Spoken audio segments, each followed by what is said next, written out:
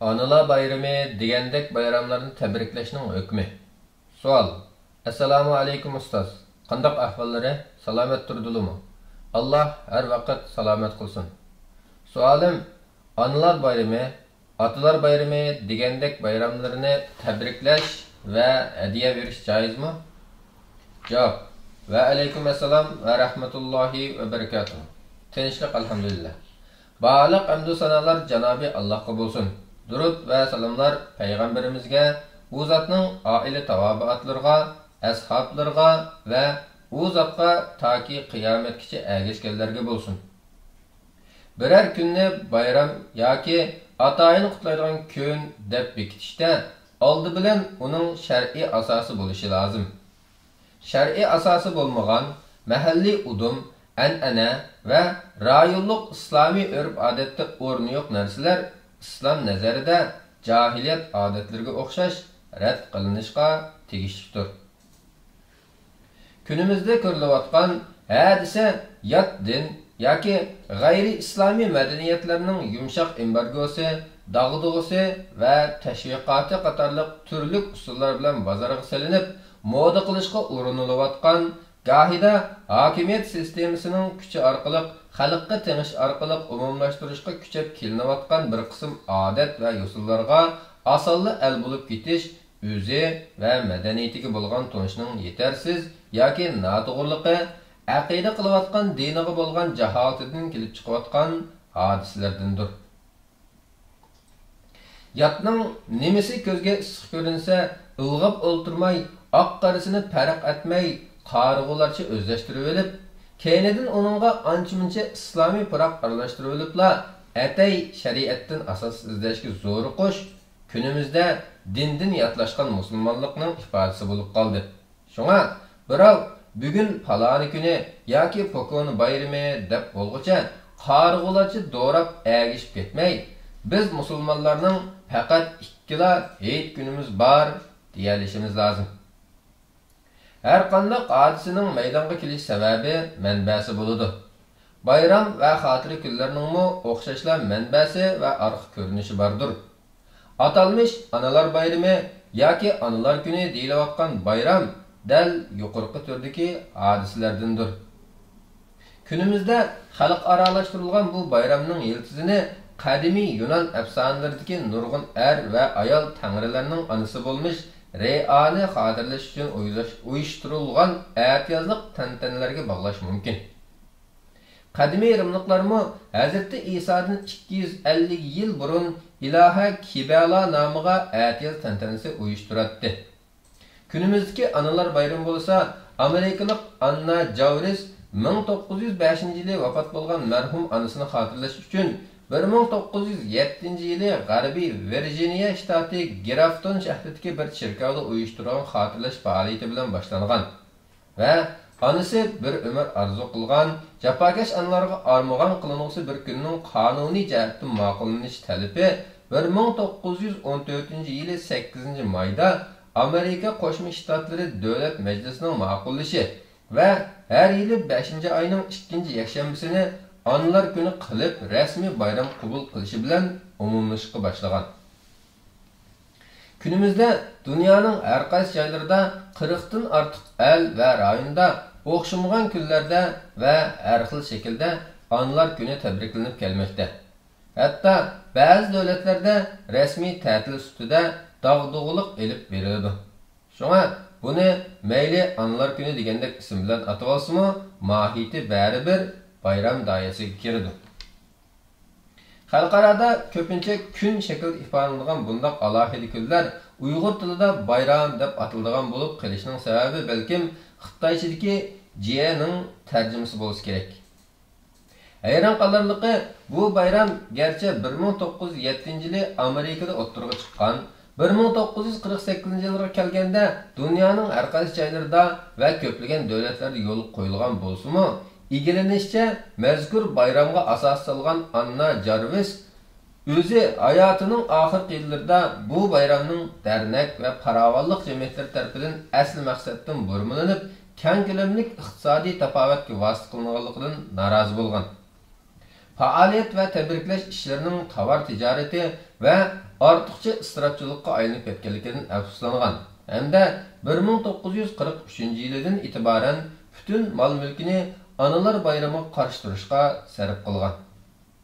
Shundaqla cherkovning ma'qullashini qo'lga keltirib, umumlashishga muvaffaq bo'lgan Anna Jarvis natijada mazkur sun'iy bayramni kutganidek o'tkazilmagandan sirt ishning bu darajada kontroldan chiqib ketganligidan va o'zi ijod qilgan bayramga o'zi ega chiqolmas bo'lib qolganligidan o'kingan.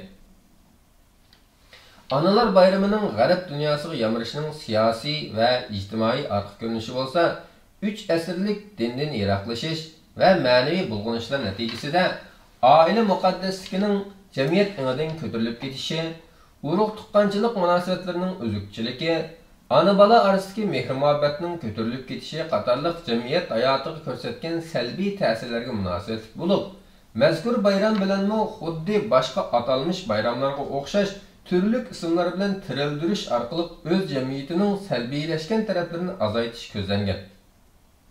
Yana bir tarafdan birli qutupluq dunyo yaratish ideyasidagilarning dunyoga import qilib tengayotgan g'arb madaniyatini keng umumlashtirish ideyasining turtkisida bu turdagi sun'iy bayramlar o'zlarida qandoq bo'lsa, g'arb madaniyatiga al bo'lishga nomzod sanalgan barcha kultur va madaniyatlarga o'xshash umumlashtirish tadrijiy kengayib bugungi bosqichga kelgan. Uchinchi tarafdan o'ziga va madaniyatiga ishonchi yo'q, g'arb pastlashib ketgan manqurt ziyoli va adiblarning buni tashviq qilishi bilan bara-bara o'ziga ojizlashgan. Madaniyati va dindan yatlashga qarab menayotgan tuvan safoliq musulmonlar to'pida keng avjishga qarab yuzlangan. Vatanimizda bo'lsa, Xitoy mustamlikchilarining bu bayramni qabul qilishi va bayram qilib umumlashtirishi natijasida tarqalib kelgan. Keyincha yo'qotilish nishoni qilingan islomiy milliy bayramlar o'rniga dastilgan bir talay sun'iy bayramlarning biri qatorida navbatda keng umumlashayotganligi ma'lumdir.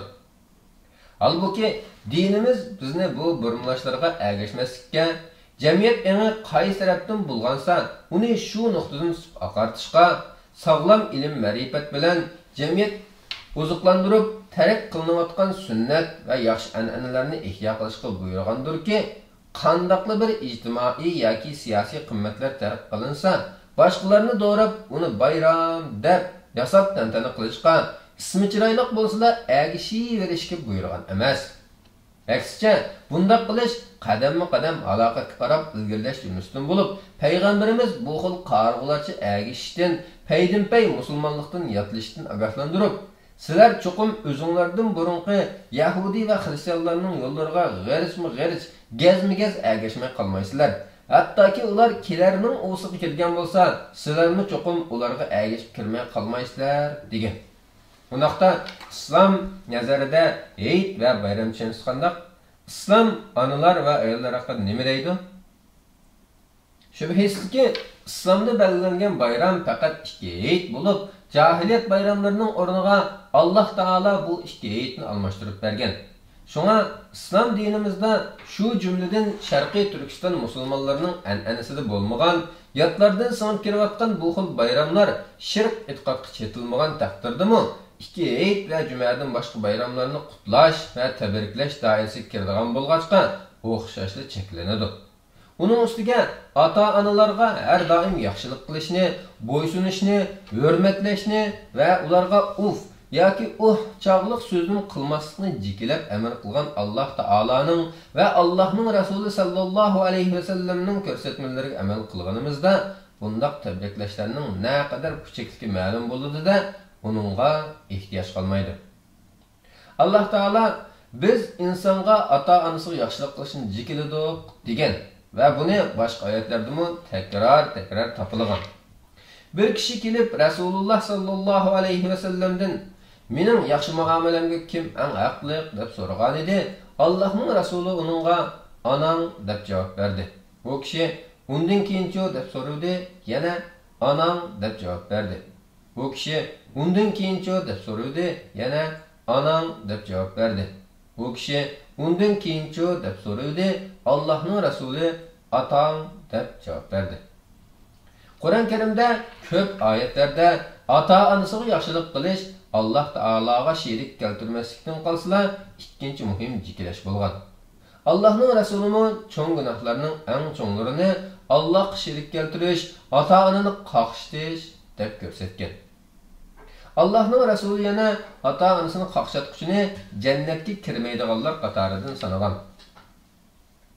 Bo'libmi islom dini yashinib qolgan ata-analarga ezgi muomala bo'lish haqida texmi bek ta'kidlab topilaydi. Chunki ular yashanganlarida tallari ojizlab, boshqalarning yordamiga va xabar olishiga bekrak muhtoj bo'ladi. Bu vaqtda Qur'on Karim undaq ko'rsatma bergan. Parvardigoring faqat uning o'ziga ibodat qilishinglarni va ota-onanglarga yaxshilik qilishinglarni jikilidi. Ularning biri ya ikkilisi sening xabar olishingda bo'lib yashinib qolsa, ularga demagin. Ya'ni malollikni bildiradigan shunchalik so'zni qilmagin. Ularni do'shkalimigin. Ularga hurmat bilan yumshoq so'z qilgin. Ularga kamoli mehribonlikdan nihoyat kamtar muomalada bo'lgin va ey Parvardigorim, ular mening kichikligimda tarbiyaligandek ularga marhamat qilgin degin. İslam dininin Allah yolunda jihad qilishga bergan martabasi nihoyat yuqori bo'lib, kechida tunab, kunduzda ro'za tutishmi uning tang bo'la olmaydi. İslam dini ota-onaning roziligini olishga qattiq ahamiyat berganligi uchun ota-onaning ruxsatini olmasdan o'g'lining jihadga qatnashishini harom qilgandir. Hazreti Amr ibn al-As radhiyallohu anhuning o'g'li Abdullah radhiyallohu anhuning aytishicha, bir kishi kelib Rasululloh sallallohu alayhi va sallamdan jihadga qatnashishni talab qildi.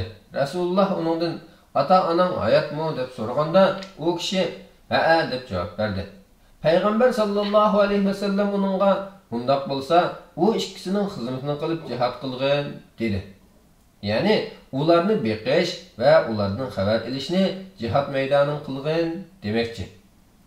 Rasululloh sallallohu alayhi va sallam ota-onalarni qaqsh uyoqda tursin, bolaning ota-onasining tillanishiga sabab bo'lishini harom deb qolmay, balki uni cho'ng gunohlar qatorida sanagan. Rasul akram sallallohu alayhi va sallam kishining ota-onasiga la'nat qilishi cho'ng gunohlarning eng cho'nglaridandir degan. Buni anglaganlar aql o'shi joyida bir mu'minning o'zining dunyoga kelishiga sabab bo'lgan ota-onasiga la'nat qilishi hayron qolarlik g'alati bir ish tuyulib, kishi ota-onasiga qanday la'nat qiladi deb so'rashganda, Rasululloh boshqa bir odamning otasini tillasa, umi uning otasini tillaydi. Onasini tillasa, umi onasini tillaydi deb javob bergan. Ahvol bunday bo'lsa, ota-onasini yuzma-yuz tillaydiganlarning oqibati qanday bo'lmoqchi? Demek, ota-onaga yaxshilik qilish bu fazilatdan mahrum qolganlar odat qilib olgandek, yil bo'yi tashlab qo'yib, yilda bir kun ularni yo'qlab hadiya berish bilan cheklanib qolmaydi. Balki u dinimizda tavhiddan qolsalar alohida o'rin olgan, har kun va har lahzada o'rindilishi kerak bo'lgan farz amaldir. Ularni ikki aytdimi tunji bo'lib alohida yo'qlab, ahvol so'rash esil an'anamiz bor. Aniqki, ona qo'rsoq ko'tarish, emitish va beqib tarbiyalashda cheksiz jafo mushaqqat tortish jihatdan otaning oldida turadi. Bu go'zal farzni mushundoq kuchak bir odatga aylantirib olishning o'zi qimmatli go'harni arzimas toshga almashtirganlik. Allohning va Allohning rasulining topshiriqlaridan g'aflatda qolganlikdir. Shunga ota-onani izzatlashni onalar bayrami, otalar bayrami degandek kunlarga qopsib olmay, mehribon ota-onalarga yil bo'yi yaxshilik qilishni, ularni hurmatlashni, ularga ko'nglimizdagi oliy hurmat tuyg'usini ifodalashni eng ulug' ibodatlar qatoridan sanashimiz, dinimizdagi ikki hayitga boshqa nurg'un bayramlarni va bu mohiyatdagi atalmish kunlarni qetib olmasligimiz, dinimiz amr qilgan fazilat va qimmatlarga loyiqida va bajonidil amal qilishga tirishadigan haqiqiy o'rnak mu'min va mu'minalardan bo'lishimiz lozim. Vallohu alam bisavob. Allah eng to'g'risini bilguchidir. Doktor Abdul Aziz rahmatulloh. Hijriya 1444-yili 25-Shavvol. Milodiya 2023-yili 15-may.